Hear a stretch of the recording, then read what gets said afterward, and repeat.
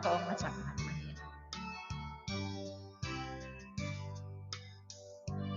Ako nga matagal bago na kami mag-recover.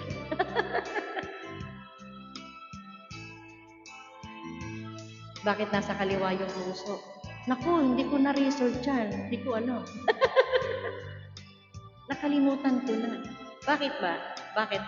Sige, sagutin mo nga. Bakit nasa kaliwa ang puso? Sagutin mo yan para sa akin.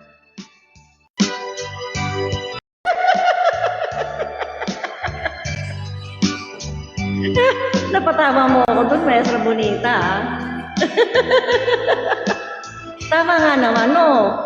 Kanina pa ako hugot ng hugot dito, eh. Nadali niyo akong dalawa. Nadali niyo akong dalawa. Kaya nasa kaliwa, kasi hindi right.